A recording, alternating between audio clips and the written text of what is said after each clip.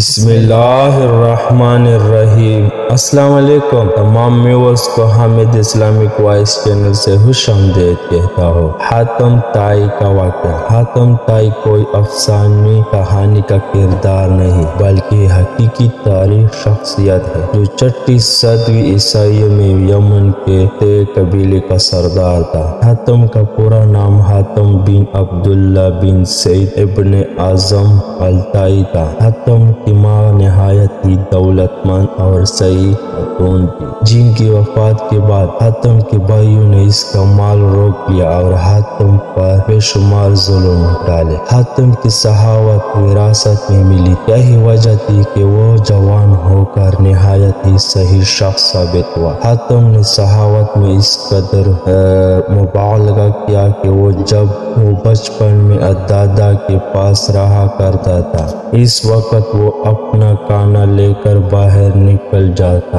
اگر کوئی مل جاتا تو ساتھ مل کر کھا لیتا، ورنہ کانا نہ کھاتا تھا۔ یوں حاتم پورے عرب میں مشہور ہوئے اور اس کی سخاوت کے چرچے عام ہو گئے۔ کچھ لوگوں نے حاتم کی سخاوت کے بہت سے قصے گڑھ لے، لیکن اس کے باوجود حاتم کی سچائی حقیقت کی صحیح شخصیت کی دلیل ہے۔ عرب میں جیل سمندر کی چوٹی پر واقع ایک مقام جہاں حاتم رات کے وقت آگ جلایا کرتا تھا تاکہ علاقے میں گزرنے والوں کو راستے کی رہنمائی حاصل ہو سکے۔ اس مقام کو آج حاتم طائی کا آتش دان کہتے ہیں۔ یہ علاقہ آج بھی آثار قدیمہ کی حیثیت رکھتا ہے۔ ابن عربی کے مطابق حاتم ہر میدان میں کامیاب ہوا، وہ جنگ ہو، مقابلہ ہو، کھیل ہو یا سخاوت۔ زمانے جہالت میں ماہ رجب کا چاند بہت ہی مقدس مانا جاتا، لہٰذا جب رجب کا مہینہ شروع ہوتا تو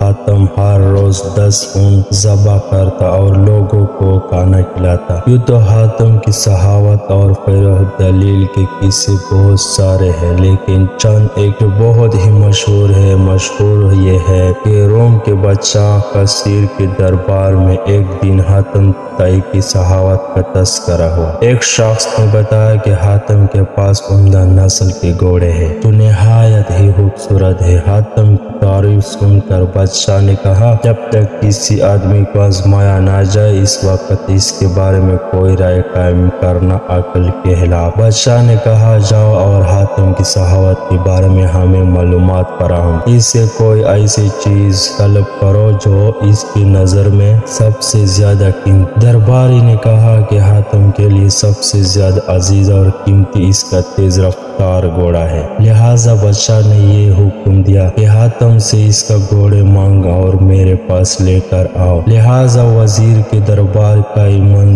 منزلیں طے کرتے ہوئے رات کے وقت حاتم طائی گھر پہنچے۔ جب وہاں پہنچے تو موسلادھار بارش ہو رہی تھی۔ ایسے خراب موسم میں گھر سے نکلنا نہایت ہی مشکل، لہٰذا مہمانوں کے کھانے کے انتظار کرنے کے لیے حاتم نے اپنے گھوڑے کو ہی ذبح اور دسترخوان پر لذیذ بھنا ہوا گوشت پیش کیا۔ صبح وقت بارش تھمی تو ان وزیروں نے کہا کہ ہمارے بادشاہ کے سامنے آپ کے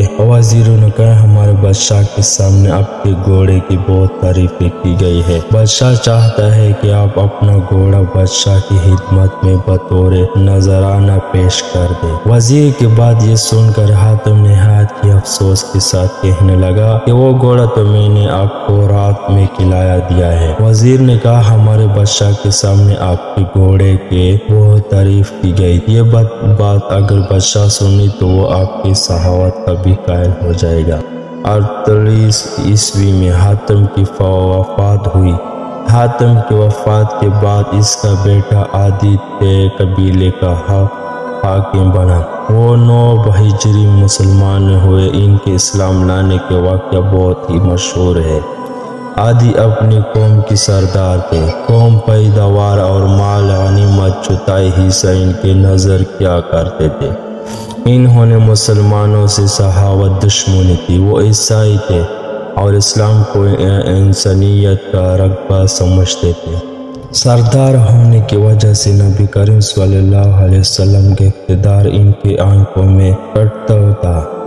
یمن کی قبیلے تے نے اسلام خلاف بغاوت کی۔ حضرت علی ان دونوں یمن کے گورنر تھے۔ انہوں نے بغاوت کو ختم کیا اور بغاوت کے لیڈروں کو گرفتار کر کے مدینہ بھجوا دیا۔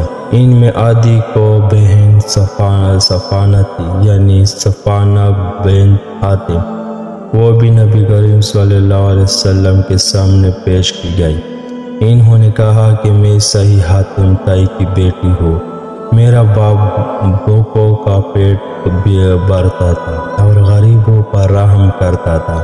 اس پر نبی کریم صلی اللہ علیہ وسلم نے فرمایا، تیرے باپ میں مسلمان کسی خوبیت تھی، اگر تیرے باپ مسلمان ہوتا تو یقیناً ہم اس پر رحم کا معاملہ ہی فرماتے۔ اس لڑکی کو رہا کر وہ دو، کیونکہ اس کا باپ اعلیٰ اخلاق کا مالک تھا اور اللہ کے اخلاق کو پسندیدہ فرماتا ہے، لہٰذا نبی کریم صلی اللہ علیہ وسلم کے ان حسن سلوک سے متاثر ہو کر عاتیہ اور اس کی بہن صفانہ نے بعد میں اسلام قبول کر لیا۔ ویڈیو کو لائک کریں، چینل کو سبسکرائب کریں، بیل آئیکن کو دبائیں۔ شکریہ۔